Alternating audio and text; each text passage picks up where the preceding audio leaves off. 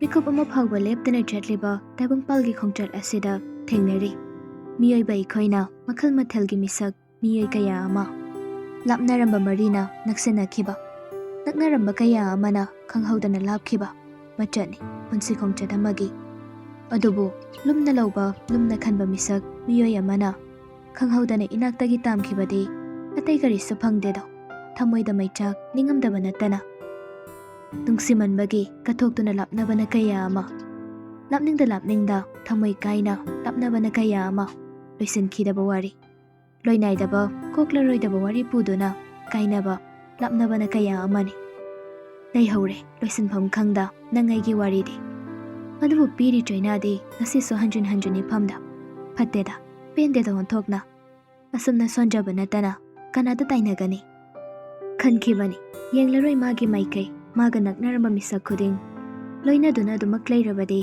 awaba sikok panairaroi haiduna numit adudagi maikai adomda amukhana chatkhidabani adubu ngasidi itha thajadana thengnare matam amagi nakna loinaramba miyoi ama mani misagasi kananate matam amagi nungsibi ngasina mayambu thadoklaga chatkhrabi thawaiga chanajabigi mamani puang banureigi Mama samana nambigi mataya mada phamlaga leiba aduda mahakhom thanga du thuna thanglaga samagi mitmanga du da lepani nureigi mama sama ase chahi humpu muki midani adubo waraga du maklakpana maithonga du yamna haloina sure miya mana lepakpa du dadi yoliba pot adubu leirani haina haraujabani numit nakatarakpa sida mayumda haningbagi masadu yamna taharabani aduna hanna tuna yengda chumring hairaklami kailausigei bungo leiriba kharase loina hek lobiro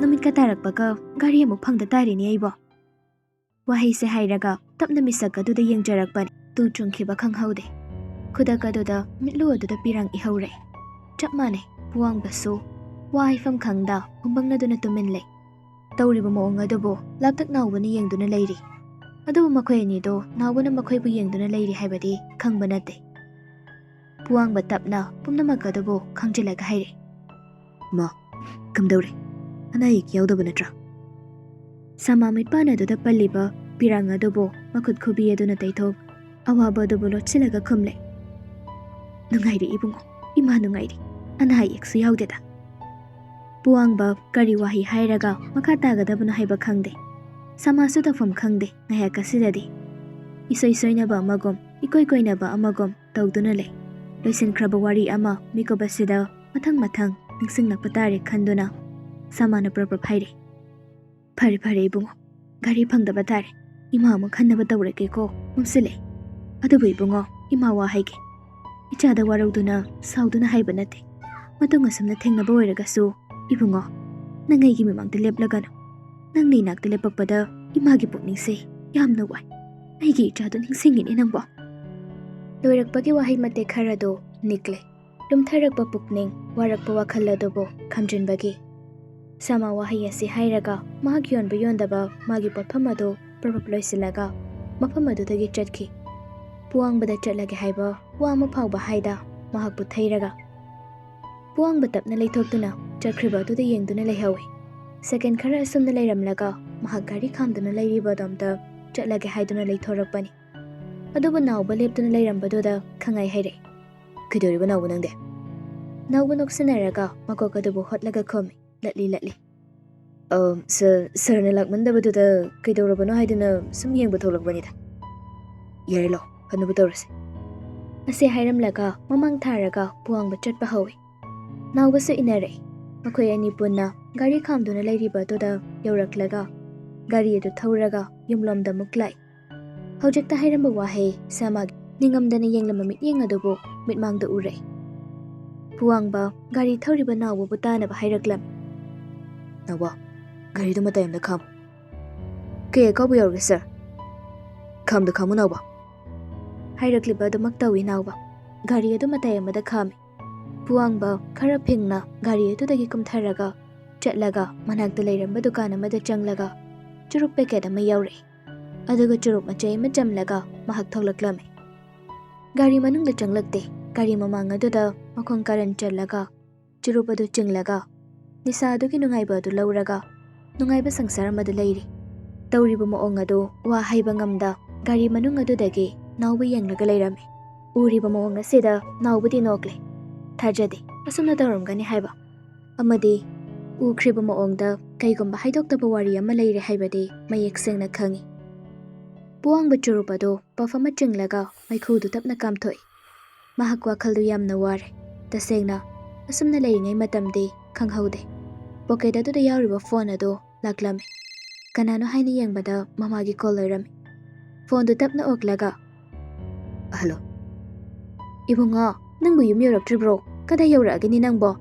ꯏꯃꯥ ꯏꯆꯥꯕꯨ ꯉꯥꯏꯗꯅ ꯂꯩꯔꯦ꯫ ꯊꯦꯡꯉꯦꯅꯦ꯫ Minute 5ꯃꯨꯛ ꯂꯩꯔꯒ ꯌꯧꯔꯅꯤ ꯃꯥ, ꯊꯝꯕꯤꯔꯣ ꯌꯥꯔꯦ꯫ ꯍꯣꯏ ꯊꯝꯃꯣ ꯊꯝꯃꯣ꯫ ꯃꯥꯙꯕꯤ phone ꯑꯗꯨ ꯊꯝꯈ꯭ꯔꯦ꯫ ꯄꯨꯋꯥꯡꯕ ꯃꯃꯥꯅ ꯊꯝꯈꯤꯕ ꯑꯁꯤꯗ ꯃꯈꯨꯠꯇ ꯄꯥꯏꯗꯨꯅ ꯂꯩꯔꯤꯕ ꯆꯨꯔꯨꯞ ꯑꯗꯨ ꯑꯃꯨꯛꯇꯪ ꯁꯥꯡꯅ ꯆꯤꯡꯂꯒ ꯊꯛꯄ ꯂꯣꯏꯔꯕ ꯑꯗꯨ ꯂꯩꯃꯥꯏꯗ ꯊꯥꯗꯔꯝ꯫ ꯒꯥꯔꯤꯗ ꯀꯥꯔꯛꯀꯦ ꯇꯧꯔꯤꯕ ꯃꯑꯣꯡ ꯑꯗꯨꯗ ꯅꯥꯎꯕ ꯄꯨꯋꯥꯡꯕꯗ ꯋꯥ ꯉꯥꯡꯕꯗꯨ ꯇꯜꯂꯤ꯫ ꯑꯗꯨꯅ ꯇꯨꯃꯤꯟ ꯃꯍꯥꯛ ꯒꯥꯔꯤ ꯑꯗꯨ ꯊꯧꯏ ꯌꯨꯝꯂꯣꯝꯗ ꯆꯨꯝꯗ꯭ꯔꯤꯡ꯫ ꯑꯁꯨꯝ ꯂꯦꯞꯇꯅ ꯂꯥꯛꯄꯅ ꯍꯧꯖꯤꯛꯇꯤ ꯌꯨꯝ ꯌꯧꯔꯛꯂꯦ꯫ ꯒꯦꯠ ꯑꯗꯨ ꯍꯥꯡꯂꯒ ꯂꯩꯔꯝꯃꯤ꯫ ꯒꯥꯔꯤ ꯑꯗꯨ ꯆꯨꯝꯗ꯭ꯔꯤꯡ ꯊꯧꯖꯤꯜꯂꯒ ꯃꯐꯝ ꯆꯥꯅ ꯈꯥꯝꯈꯤ꯫ ꯄꯨꯋꯥꯡꯕ ꯒꯥꯔꯤ ꯑꯗꯨꯗꯒꯤ ꯄ꯭ꯔꯞ ꯀꯨꯝꯊꯔꯛꯏ꯫ ꯏꯃꯨꯡꯂꯣꯝꯗꯒꯤ ꯃꯃꯥ ꯃꯥꯙꯕꯤ ꯈꯨꯠꯇ ꯈꯕꯔ ꯃꯆꯦꯠ ꯑꯃ ꯄꯥꯏꯔꯒ ꯊꯣꯛꯂꯛꯏ꯫ ꯏꯆꯥ ꯂꯥꯛꯏꯗꯅ, ꯏꯃꯥ ꯉꯁꯥꯏꯗꯒꯤ ꯏꯆꯥꯕꯨ ꯉꯥꯏꯔꯤꯕꯅꯤꯅꯦ꯫ ꯂꯥꯛꯑꯣ ꯂꯥꯛꯑꯣ, ꯏꯃꯥ ꯃꯩ ꯑꯣꯛꯑꯒꯦ ꯂꯥꯛꯑꯣ꯫ ꯑꯁꯤ ꯍꯥꯏꯔꯒ ꯃꯥꯙꯕꯤ ꯈꯕꯔ ꯃꯆꯦꯠ ꯑꯗꯨ ꯃꯩ ꯆꯨꯈꯠꯂꯤ꯫ ꯄꯨꯋꯥꯡꯕ ꯃꯩ ꯊꯥꯔꯤꯕ ꯈꯕꯔ ꯑꯗꯨ ꯀꯥꯟꯊꯣꯛꯏ꯫ ꯑꯗꯨꯒ ꯃꯃꯥꯗ ꯌꯦꯡꯗꯨꯅ, ꯂꯥꯛꯇꯧꯕ ꯂꯩꯔꯁꯤꯗ ꯏꯃꯥꯒꯤ ꯄ꯭ꯔꯣꯕꯣꯛ ꯆꯥꯛꯄꯤꯗꯣ ꯍꯦꯛꯇ ꯇꯧꯋꯦꯃꯤ꯫ ꯑꯍꯩꯃꯥ, ꯏꯃꯥꯅ ꯏꯆꯥ ꯅꯤꯡꯃꯟꯕꯒꯤ ꯇꯧꯕꯅꯤꯅꯦ꯫ ꯑꯗꯨꯕꯨ ꯀꯩꯗꯧꯔꯒꯦ ꯅꯪꯕꯣ? ꯅꯥꯎꯕ ꯒꯥꯔꯤ ꯂꯣꯝꯗꯒꯤ ꯉꯥ ꯌꯧꯕ ꯈꯥꯎ ꯑꯗꯨꯃ ꯄꯨꯔꯛꯂꯒ ꯊꯣꯛꯂꯛꯏ꯫ ꯑꯗꯨꯒ ꯇꯞꯅ, ꯏꯃꯥꯗꯤ ꯆꯥꯛ ꯂꯣꯏꯔꯝꯃꯅꯤ ꯇꯧꯏꯁꯦ꯫ ꯁꯤꯅ ꯀꯃꯥꯏꯅ ꯇꯧꯗꯣꯏꯕ ꯉꯥꯁꯦ? ꯑꯉꯥꯎꯕꯁꯤꯗꯤ, ꯉꯥꯕꯨ ꯂꯦꯝꯅ ꯃꯥꯡꯉꯤ ꯍꯥꯏꯕ꯭ꯔꯣ? ꯇꯥꯎꯊꯣꯛꯑꯒ ꯂꯣꯏꯔꯦꯗꯅꯀꯣ꯫ ꯅꯥꯎꯕ, ꯅꯪ ꯋꯥꯕꯨꯗꯤ ꯋꯥꯔꯝꯃꯅꯤ ꯍꯥꯏꯕꯕꯨ ꯉꯥꯗꯨ ꯈꯔ ꯑꯃꯨꯛꯇꯪ ꯁꯦꯝꯕꯤꯔꯝꯃꯨꯗꯅ꯫ ꯑꯁꯤ ꯍꯥꯏꯗꯨꯅ ꯃꯈꯣꯏ ꯑꯍꯨꯝꯗꯤ ꯏꯃꯨꯡꯂꯣꯝꯗ ꯄꯨꯟꯅ ꯆꯪꯂꯛꯏ꯫ ꯃꯥꯙꯕꯤꯅ ꯀꯤꯆꯟꯂꯣꯝꯗ, ꯅꯥꯎꯕꯅ ꯃꯅꯤꯡꯗ, ꯑꯗꯨꯒ ꯄꯨꯋꯥꯡꯕ ꯃꯍꯥꯛꯅ ꯃꯥꯒꯤ ꯔꯨꯝꯗ꯫ ꯔꯨꯝ ꯃꯅꯨꯡ ꯆꯪꯂꯛꯄꯒ ꯗ꯭ꯔꯦꯁ ꯑꯗꯨ ꯍꯣꯡꯗꯕꯤ ꯐꯃꯨꯡ ꯃꯆꯤ ꯑꯗꯨꯗ ꯐꯝꯊꯔꯒ ꯃꯈꯨꯠ ꯑꯅꯤꯗꯨꯅ ꯇꯨꯡꯂꯣꯝꯗ ꯉꯥꯛꯂꯒ ꯍꯥꯏꯐꯦꯠ ꯅꯣꯟꯊꯩ꯫ ꯑꯗꯨꯒ ꯆꯨꯝꯗ꯭ꯔꯤꯡ ꯃꯈꯥꯔꯣꯝ ꯑꯗꯨꯗ ꯌꯦꯡꯂꯒ ꯂꯩꯔꯤ꯫ ꯋꯥꯈꯜꯗꯨꯗꯅ ꯍꯥꯏꯖꯩ, ꯅꯪ ꯂꯩꯕ ꯋꯥꯔꯧꯔꯒ ꯁꯥꯎꯗꯅ ꯆꯠꯈꯤꯕꯩꯔꯣ? ꯃꯤꯀꯨꯞ ꯈꯨꯗꯤꯡ ꯑꯩꯒꯤ ꯋꯥꯈꯜꯗ ꯅꯩꯔꯒ ꯑꯩꯕꯨ ꯑꯣꯠꯇꯨꯅ ꯄꯣꯊꯥꯍꯟꯗ꯭ꯔꯕ, ꯑꯗꯨꯒ ꯍꯧꯖꯤꯛꯅ ꯑꯃꯨꯛ ꯅꯪꯒ ꯃꯥꯟꯅꯕ ꯑꯃ ꯑꯃꯨꯛ ꯑꯩꯒ ꯊꯦꯡꯅꯍꯟꯕ꯫ ꯀꯩꯅꯣ ꯇꯧꯔꯤꯁꯦ? ꯑꯗꯨꯕꯨ ꯅꯨꯔꯩ, ꯅꯪꯒꯤ ꯇꯝꯆꯥꯅ ꯅꯪꯕꯨ ꯅꯨꯡꯁꯤꯗꯕ, ꯅꯪꯉꯣꯟꯗ ꯑꯩꯅ ꯁꯥꯎꯅꯤꯡꯕ ꯂꯩꯈꯤꯗꯦ꯫ ꯑꯁꯨꯛ ꯄꯦꯟꯗꯕ ꯊꯧꯗꯣꯛ ꯑꯁꯤ ꯑꯩꯅ ꯃꯄꯣꯛ ꯇꯔꯦꯠꯂꯛ ꯄꯣꯛꯂꯨꯔꯕꯁꯨ ꯊꯦꯡꯅꯗꯕ ꯑꯣꯏꯍꯟꯕꯤꯌꯨꯀꯣ ꯍꯦ ꯏꯁꯣꯔ꯫ ꯑꯩꯅ ꯀꯅꯥꯗ ꯀꯔꯤ ꯁꯣꯏꯈꯤꯗꯨꯅ ꯑꯁꯨꯝ ꯅꯩꯕ ꯑꯣꯠꯂꯤꯕꯅꯣ? ꯍꯥꯏꯐꯦꯠ ꯈꯜꯂꯒ ꯄꯨꯋꯥꯡꯕ ꯐꯃꯨꯡ ꯑꯗꯨꯗ ꯐꯝꯂꯒ ꯂꯩꯔꯝꯕꯗꯒꯤ ꯄ꯭ꯔꯞ ꯗ꯭ꯔꯦꯁ ꯍꯣꯡꯂꯒ ꯕꯥꯊꯔꯨꯝ ꯑꯗꯨꯗ ꯇꯋꯦꯜ ꯑꯃ ꯁꯦꯠꯂꯒ ꯃꯁꯥꯗꯨ ꯐ꯭ꯔꯦꯁ ꯑꯣꯏꯊꯣꯛꯄ ꯆꯪꯈꯤꯔꯝꯃꯤ꯫ ꯁꯣꯝꯗꯅ ꯆꯥꯛꯈꯨꯝ ꯑꯗꯨꯗ ꯃꯆꯤꯟ ꯈꯔ ꯌꯥꯎꯕ ꯅꯥꯎꯕꯗꯨ ꯋꯥꯔꯤ ꯑꯁꯨꯝ ꯁꯥꯕꯗ ꯌꯥꯎꯊꯣꯛꯈꯤ꯫ ꯃꯥ, ꯑꯩꯈꯣꯏꯅ ꯆꯠꯂꯨꯕ ꯂꯝꯗꯨ ꯄꯨꯔꯥ ꯈꯨꯡꯒꯪ ꯑꯃꯅꯤ, ꯌꯥꯝ ꯅꯨꯡꯉꯥꯏ ꯂꯩꯕꯗ꯫ ꯍꯧꯖꯤꯛꯀꯤ ꯃꯇꯝꯁꯤꯗ ꯑꯩ ꯊꯥꯖꯗꯦ ꯑꯗꯨꯒꯨꯝꯕ ꯑꯃ ꯂꯩꯔꯝꯒꯅꯤ ꯍꯥꯏꯕꯗꯣ꯫ ꯊꯥꯏꯅ ꯑꯩꯈꯣꯏꯅ ꯑꯉꯥꯡ ꯑꯣꯏꯔꯤꯉꯩꯗ ꯍꯤꯡꯉꯛꯄ ꯃꯑꯣꯡꯗꯨꯅꯤꯗ ꯄꯨꯔꯥ ꯑꯣꯏꯔꯤꯕ ꯐꯤꯕꯝꯗꯣ꯫ ꯑꯗꯣ ꯏꯃꯥ, ꯑꯩꯈꯣꯏ ꯆꯔꯆꯇ ꯃꯐꯝꯗꯨꯗ ꯂꯩꯔꯝꯕ ꯅꯨꯄꯤ ꯑꯃꯗꯅꯦ ꯍꯨꯔꯥꯟ ꯌꯦꯡꯕꯅꯤꯀꯣ꯫ ꯃꯥꯒꯤꯗꯣ ꯀꯩꯅꯣꯝ ꯈꯟꯕꯗꯤ ꯃꯥꯜꯂꯤ꯫ ꯍꯌꯦꯡ ꯁꯣꯏ ꯂꯥꯛꯇꯅ ꯅꯨꯡꯁꯤꯔꯗꯤ ꯏꯃꯥ, ꯕꯣꯔ ꯖꯇ꯭ꯔꯥꯗꯤ ꯈꯔ ꯉꯟꯅ ꯇꯧꯗ ꯌꯥꯔꯣꯏꯅꯦ꯫ ꯑꯁꯤ ꯍꯥꯏꯔꯒ ꯃꯥꯗꯤ ꯅꯣꯛꯆꯩ꯫ ꯑꯗꯨꯕꯨ ꯃꯥꯙꯕꯤꯗꯤ ꯁꯣꯏ ꯂꯥꯎꯕ ꯑꯃ ꯄꯣꯛꯆꯩ꯫ ꯑꯗꯨꯕꯨ ꯃꯈꯥ ꯇꯥꯅ ꯍꯪꯕꯗꯤ ꯇꯧꯗꯦ꯫ ꯅꯥꯎꯕꯗ ꯋꯥ ꯈꯔ ꯑꯗꯨꯃꯛ ꯉꯥꯡꯂꯝꯂꯒ ꯃꯌꯨꯝꯗ ꯆꯠꯈ꯭ꯔꯦ꯫ ꯃꯥꯙꯕꯤ ꯃꯆꯥꯅ ꯆꯥꯅꯕ ꯍꯥꯏꯗꯅ ꯆꯥꯛ ꯀꯟꯅ ꯊꯤꯔꯤ꯫ ꯑꯗꯨꯕꯨ ꯅꯥꯎꯕꯅ ꯍꯥꯏꯔꯝꯕ ꯋꯥ ꯑꯗꯨꯗ ꯃꯇꯣꯝꯇ ꯑꯃꯨꯛ ꯈꯟꯖꯤꯜꯂꯤ꯫ ꯂꯝ ꯂꯥꯞꯄ ꯅꯛꯄꯗꯤ ꯑꯩ ꯊꯣꯏꯅꯕꯨ ꯈꯟꯗꯦ꯫ ꯑꯗꯨꯕꯨ ꯅꯨꯄꯤꯗꯣ ꯏꯆꯥꯒ ꯅꯨꯡꯁꯤꯅꯔꯦ ꯍꯥꯏꯅ ꯈꯜꯂꯣ꯫ ꯍꯥꯟꯅꯒꯨꯝ ꯑꯣꯏꯖꯕ ꯊꯤꯕ, ꯃꯁꯥꯒꯤ ꯈꯟꯕ, ꯃꯤ ꯃꯁꯛ ꯈꯪꯗꯕ ꯑꯣꯏꯔꯝꯂꯒꯗꯤ ꯑꯃꯨꯛ ꯀꯃꯥꯏꯅ ꯇꯧꯕ? ꯋꯥꯒꯗꯧꯔꯤꯗ꯫ ꯈꯔ ꯐꯔꯛꯄꯗ ꯉꯥꯏꯔꯤ ꯍꯥꯏꯔꯒ ꯑꯃꯨꯛ ꯍꯥꯟꯅꯒꯨꯝ ꯇꯧꯗꯧꯔꯤꯕ꯭ꯔꯥ? Icha nupa matumda pokpase onthokna wakhreida koide. Aine akhoi sakhiga tanaraga mase luhongnaba tawdaba yaroidawri. Natrabadi ai khaktani wagadawrise. Tanjaduda puwangbado laklami aduga chair ama chingthoklaga phamthai. Mama oiribi mana table aduda chagen sang adubu mathang thangdore. Ibungo chaba hauro ima ising yabiraklage ko. Mama gi wadu tabada puwang banakalda lairiba tep aduda makhut hamlaga chakadu tapna chaba hawi. Kuide mama ni ising adubu filter dagi yabiraga pubire. Aduga masu tapna chaba hawi. Naihagadudi mama macha anido tumin chakadubu chai. Minute kharagi matungdani achikpa adubu mama oiribi madhabina wafamam puthoklaga tapna thugaire. Chakpudi chari haibabu ibungo ima wafam amata ichada haigi. Imana haigadarba wase yamna luba wafam amagi oigani haina khale. Mama gi wadu tabada puwangba charambado leplaga mama di yengi. Kay madangi oidune ma hekta hairo. Hera atay na teda. Imani ichada haigadarba wase aduburo ichagi luhongbagi matangini. Nandom chaga igana ngarangdo sumtanabada nupi macha ama aigi mawoibada matik chagadaba mathiduna luhonglase haidanane ibani hainaba masida imani ichagi wa matangdi tagina ngairibani sum pakhang oiduna leibadi yaba natedo chahido muktang yenguni nangbo yamjawasida ima icha khak leibasibu nangbu nungairibro ha nungairibra ime mamagi wafam aduda puwangba ngaihakta aduda khanthaba tawde irai laithokna adamak satpa khumpire inam chaga imaga chopna dringaida luhongbagi wardu tokpima nachagi wakhalda luhongningbagi wakhal leite apamba nungsibasu amata po haiba yakidre machagi waduda madhabi haifet sauningladuna khondu khara khachik wangkhatuna haire ai madu yaba nateni ibungo sikhiba nupi machado amu khalakadaba natene nupi edugi wakhal khanduna da leibagi natro nupi adopa mabu haningi ningde hairido adu khoijaba thiba masagi ta khanba aduga napunsidumagi lemina haudribado madu pharabani haina khaluko mamagi wafam asida sauningladuna puwangba phokhagatlaga mamada sauni yeng wahi khudingi ojabati magido ojabati nati nacha ingondagi mating lobani miyaiba moina chiraba matamda kana leitraba matam aduda nacha ingondagi mating lobani mating loba khudingma kanaba thibani masagi khakhanbani habadode ima nang yamlare ase hairamduna puwangba kitchen adudagi sauna thoki machagi wa aduda pendraduna madhabi tapna machabo tanaba hai hawi ai mating lobaga kanaba thibaga khenaine aise nangbu poklibana mani mama amana machagi phatanaba kaidong tawreine ase hairaga mokso tapna makhata aduna haijai nupiduna ne samjanbiram labra khangdeba icha se hana sumna tawba nate hojikti mama aigi waga amu phawba takhridedana ngangabasu yakidre atopa nupi ama yengo haibasu yadaba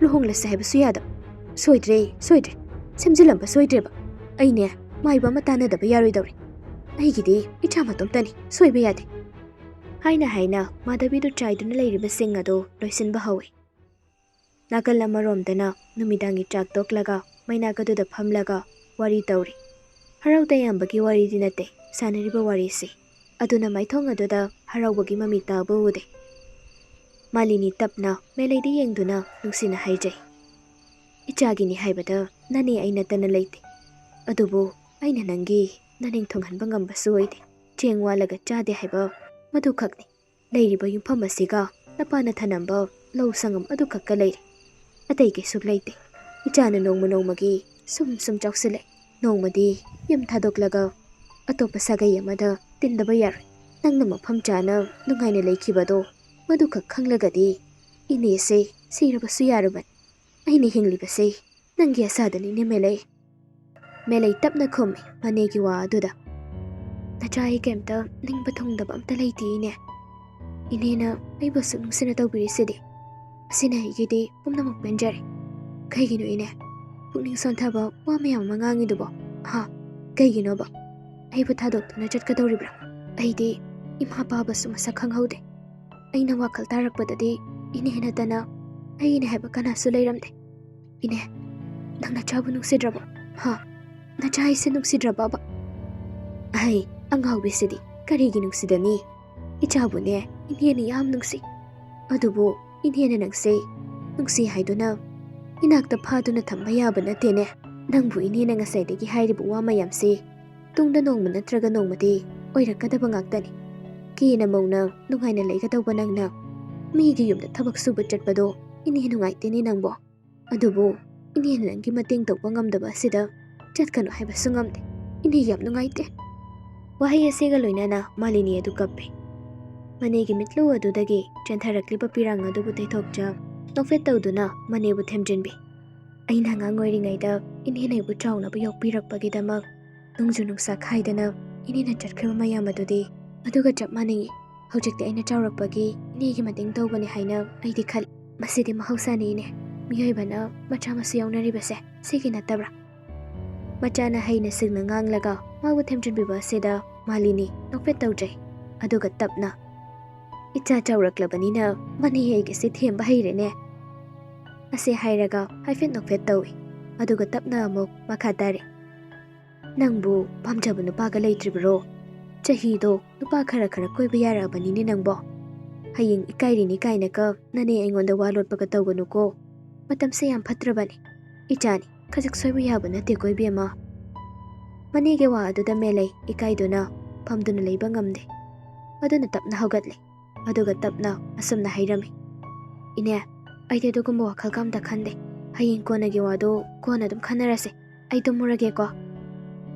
ꯑꯁꯤ ꯍꯥꯏꯔꯝꯂꯒ ꯃꯦꯂꯩꯗꯣ ꯆꯥꯛꯁꯪ ꯑꯗꯨꯗꯒꯤ ꯊꯣꯛꯂꯛꯂꯒ ꯃꯥꯒꯤ ꯀꯥꯔꯣꯝꯗ ꯊꯣꯛꯂꯛꯏ. ꯑꯗꯨꯒ ꯃꯥꯒꯤ ꯐꯃꯨꯡꯗꯨꯗ ꯆꯪꯁꯤꯜꯂꯒ ꯂꯣꯡꯅ ꯍꯤꯞꯇꯨꯅ ꯂꯩꯔꯝꯃꯤ. ꯃꯣꯃꯣꯟꯁꯨ ꯇꯧꯏ. ꯃꯆꯥꯅꯨꯄꯥꯅ ꯋꯥ ꯑꯃꯠꯇ ꯍꯥꯏꯅꯕ ꯌꯥꯗ ꯆꯪꯈꯤꯕ ꯑꯗꯣ ꯃꯥꯙꯕꯤ ꯇꯧꯐꯝ ꯈꯪꯗ ꯀꯥ ꯑꯗꯨꯗ ꯂꯩ. ꯑꯗꯨꯕꯨ ꯃꯁꯥꯗꯣ ꯈꯣꯏꯔꯥꯡ ꯈꯣꯏꯁꯥꯎꯅꯕꯅ ꯇꯧꯐꯝ ꯈꯪꯗꯦ. ꯑꯗꯨꯅ ꯃꯅꯥꯎꯅꯨꯄꯤ ꯁꯈꯤꯗ ꯐꯣꯟ ꯇꯧꯔꯝꯃꯤ. ꯑꯊꯦꯡꯕ ꯑꯗꯨꯗ ꯃꯆꯦꯅ ꯐꯣꯟ ꯇꯧꯔꯛꯄꯗꯨꯗꯗꯤ ꯁꯈꯤ ꯂꯥꯛꯂꯤꯕ ꯀꯣꯜꯗꯨ ꯄ꯭ꯔꯄ꯭ꯔ ꯄꯣꯛꯂꯒ ꯇꯍꯥꯅ ꯈꯨꯝꯃꯤ. ꯏꯆꯦ, ꯀꯩꯗꯧꯕ ꯌꯥꯎꯔꯒꯦ? ꯁꯈꯤ, ꯏꯆꯦ ꯀꯣꯛ ꯌꯥꯝ ꯁꯥꯏꯅꯦ. ꯀꯣꯛꯁꯦ, ꯑꯩ ꯀꯣꯛꯁꯦ ꯄꯣꯛꯈꯥꯏꯒꯗꯧꯔꯦ ꯍꯥꯏꯔꯤꯁꯤꯅꯤ. ꯑꯗꯨꯕꯣꯕ ꯀꯩꯗꯧꯔꯒꯦ ꯏꯆꯦ? ꯋꯥꯗꯨ ꯍꯥꯏꯌꯨ. ꯏꯆꯥ ꯄꯣꯛꯆꯕꯒꯤ ꯃꯍꯩ ꯌꯥꯜꯂꯤꯗꯅ. ꯑꯩ ꯏꯆꯥ ꯅꯨꯄꯥ ꯌꯥꯎꯕꯒꯤ ꯅꯨꯡꯉꯥꯏꯕ ꯍꯥꯏꯕꯗꯣ ꯍꯧꯖꯤꯛꯇꯤ ꯐꯪꯉꯤ. ꯃꯆꯦꯒꯤ ꯋꯥ ꯑꯗꯨꯗ ꯁꯈꯤ ꯃꯆꯦ ꯑꯁꯤ ꯃꯥꯒꯤ ꯃꯆꯥꯅꯨꯄꯥꯒ ꯀꯩꯒꯨꯝꯕ ꯈꯔ ꯍꯥꯏꯅꯔꯦ ꯍꯥꯏꯕ ꯈꯪꯈ꯭ꯔꯦ. ꯑꯗꯨꯒ ꯇꯞꯅ ꯍꯪꯂꯛꯏ. ꯀꯔꯤ ꯍꯥꯏꯅꯔꯒꯦ ꯄꯨꯋꯥꯡꯕꯒ? ꯏꯆꯦ, ꯃꯥꯕꯨ ꯉꯁꯤ ꯌꯨꯝꯗ ꯍꯜꯂꯛꯑꯕ꯭ꯔꯣ? ꯍꯥ? ꯏꯆꯦꯅ ꯁꯥꯎꯔꯤꯗꯨꯅ ꯀꯔꯤ ꯋꯥ ꯍꯥꯏꯔꯨꯕꯒꯤꯅꯣꯕ? ꯐꯖꯅ ꯊꯦꯝꯃꯒ ꯍꯥꯏꯕ ꯌꯥꯗꯕ꯭ꯔꯣ? ꯑꯩꯒꯤ ꯏꯆꯥꯁꯦ ꯍꯥꯟꯅꯒ ꯌꯥꯝ ꯃꯥꯟꯅꯗ꯭ꯔꯦ ꯁꯈꯤ. ꯑꯩꯒꯤ ꯋꯥ ꯑꯃ ꯐꯥꯎꯕ ꯃꯥꯅ ꯇꯥꯗ꯭ꯔꯦ. ꯏꯆꯦꯅꯦ, ꯑꯇꯩ ꯀꯔꯤꯁꯨ ꯑꯍꯦꯟꯕ ꯋꯥ ꯍꯥꯏꯔꯨꯕ ꯅꯠꯇꯦ. ꯂꯨꯍꯣꯡꯅꯕ ꯅꯪꯒ ꯋꯥ ꯇꯥꯅꯔꯦ ꯃꯗꯨ ꯍꯥꯏꯔꯨꯕ ꯈꯛꯇꯅꯤ. ꯑꯗꯨꯕꯨ ꯃꯥꯅ ꯂꯨꯍꯣꯡꯕ ꯉꯝꯃꯣꯏ, ꯆꯣꯞꯅꯤꯡꯗ꯭ꯔꯗꯤ ꯀꯩꯅꯣ? ꯑꯁ, ꯑꯩꯅꯦ ꯋꯥ ꯍꯥꯏꯐꯝ ꯀꯝꯇ ꯈꯪꯗꯦ. ꯑꯩ ꯄ꯭ꯔꯣꯛ ꯆꯥꯛꯑꯦ ꯍꯥꯏꯔꯤꯁꯤꯅꯦ. ꯃꯥꯙꯕꯤ ꯌꯥꯝ ꯆꯥꯛꯅ ꯍꯥꯏꯔꯛꯏ. ꯃꯆꯦꯒꯤ ꯃꯇꯧꯗ ꯁꯈꯤ ꯀꯔꯤ ꯋꯥ ꯍꯥꯏꯒꯅꯤ ꯍꯥꯏꯕ ꯈꯪꯕ ꯉꯝꯗꯦ. ꯑꯗꯨꯕꯨ ꯁꯈꯤ ꯇꯞꯅ ꯃꯈꯥ ꯇꯥꯔꯤ. ꯏꯆꯦ, ꯂꯨꯍꯣꯡꯕꯒꯤ ꯋꯥ ꯑꯣꯏꯔꯒꯗꯤ ꯍꯌꯦꯡ ꯑꯣꯏꯅ ꯍꯥꯏꯕ ꯌꯥꯗꯕ꯭ꯔꯣ? ꯊꯕꯛ ꯋꯥꯅ ꯍꯜꯂꯛꯄꯒꯤ ꯑꯣꯏꯔꯝꯒꯅꯤꯌꯦ. ꯍꯌꯦꯡ ꯑꯃꯨꯛ ꯍꯦꯛ ꯍꯥꯏꯔꯒ ꯌꯦꯡꯉꯨ. ꯈꯪꯗꯦ ꯁꯈꯤ. ꯏꯆꯥꯁꯦ ꯍꯥꯟꯅꯒ ꯁꯨꯛꯃꯥꯟ ꯃꯥꯟꯅꯗ꯭ꯔꯦ. ꯅꯨꯄꯤ ꯃꯆꯥꯗꯨꯒꯤ ꯋꯥꯈꯜ ꯍꯧꯖꯤꯛ ꯐꯥꯎꯕ ꯈꯜꯂꯤꯕ ꯃꯥꯜꯂꯤ. ꯑꯩꯗꯤ ꯅꯨꯄꯤ ꯃꯆꯥꯗꯨꯅ ꯏꯆꯥꯁꯦ ꯃꯥꯒꯤ ꯑꯣꯏꯅꯕ, ꯃꯥꯒꯤ ꯋꯥꯇꯕꯨ ꯇꯥꯅꯕ ꯍꯥꯏꯗꯅꯅꯦ ꯁꯦꯝꯖꯤꯜꯂꯝꯂꯕ꯭ꯔꯥ ꯈꯪꯗꯦ ꯍꯥꯏꯅ ꯏꯆꯦꯅ ꯈꯜꯂꯝꯃꯤꯕꯅꯤ. ꯍꯥꯏꯅ ꯇꯥꯅꯕꯁꯨ ꯑꯃꯠꯇ ꯌꯥꯗꯦ. ꯑꯩꯒꯤ ꯋꯥꯁꯨ ꯇꯥꯗꯦ. ꯀꯔꯤꯅꯣ ꯍꯥꯏꯕꯅꯤꯗ ꯃꯥꯅ ꯇꯧꯔꯤꯕꯁꯤꯕꯣ. ꯑꯩꯗꯤꯅꯦ, ꯑꯩ ꯌꯥꯝ ꯆꯤꯡꯅꯔꯕꯅꯤꯀꯣ ꯑꯩ. ꯃꯥꯏꯕ ꯑꯃ ꯇꯥꯅꯍꯧꯕꯅ ꯐꯔꯗ꯭ꯔꯥ ꯍꯥꯏꯕꯗꯣ ꯍꯦꯛ ꯈꯜꯂꯤ. ꯏꯆꯦ, ꯍꯌꯦꯡꯗꯣ ꯑꯩ ꯂꯥꯛꯑꯁꯨ ꯂꯥꯛꯑꯒꯦ. ꯑꯗꯨꯒ ꯋꯥꯁꯦ ꯐꯖꯅ ꯇꯥꯟꯅꯔꯁꯤ. ꯉꯁꯤꯒꯤꯗꯤ ꯊꯦꯡꯁꯨ ꯊꯦꯡꯉꯤ. ꯄꯣꯊꯥꯅꯕ ꯇꯧꯔꯁꯤ ꯏꯆꯦ. ꯑꯣ, ꯊꯝꯃꯣ. ꯅꯪꯁꯨ ꯄꯣꯊꯥꯖꯔꯣ. ꯌꯥꯔꯒꯗꯤ ꯍꯌꯦꯡꯗꯣ ꯉꯥꯛꯇꯪ ꯑꯩꯈꯣꯏꯗ ꯂꯥꯛꯎꯀꯣ. ꯑꯁꯤ ꯍꯥꯏꯔꯒ ꯐꯣꯟꯗꯨ ꯊꯝꯃꯤ. ꯃꯥꯙꯕꯤ ꯃꯊ꯭ꯋꯥꯏ ꯋꯥꯅ ꯇꯨꯝꯅꯕ ꯍꯣꯠꯅꯈꯤꯔꯝꯃꯤ. ꯑꯗꯨꯕꯨ ꯄꯨꯋꯥꯡꯕꯗꯤ ꯃꯥꯅ ꯃꯃꯥꯗ ꯍꯥꯏꯗꯣꯛꯂꯝꯂꯤꯕ ꯋꯥ ꯑꯗꯣ ꯉꯥꯏꯍꯥꯛ ꯈꯟꯊ ꯆꯔꯝꯗꯒꯤ ꯍꯥꯏꯈꯤꯕ ꯑꯣꯏꯕꯅ ꯍꯦꯟꯅ ꯈꯟꯖꯤꯜꯂꯨꯗ ꯉꯁꯥꯏ ꯂꯝꯁꯥꯡ ꯂꯥꯛꯄꯒ ꯀꯩꯒ ꯋꯥꯔꯗꯨꯅ ꯏꯁꯤ ꯁꯤꯕ ꯃꯈꯩ ꯇꯨꯝꯊꯈ꯭ꯔꯕꯅꯤ. ꯂꯩꯔꯤꯕꯅꯤ ꯂꯤꯊꯣꯛꯇꯕ ꯋꯥꯔꯤ ꯑꯃ. ꯂꯦꯡꯗꯅ ꯉꯁꯤꯁꯨ ꯀꯅꯥ ꯑꯃꯒꯤ ꯃꯐꯝꯗ ꯊꯃꯣꯏꯒꯤ ꯀꯥꯆꯤꯟ ꯑꯃꯗ ꯂꯣꯟꯅ ꯊꯝꯕ ꯆꯦꯠꯅ ꯅꯨꯡꯁꯤꯖꯕ ꯃꯤꯁꯛ ꯑꯃꯒꯤ ꯆꯥꯡꯅ ꯂꯣꯏꯈꯤꯕ ꯅꯨꯡꯁꯤ ꯋꯥꯔꯤ.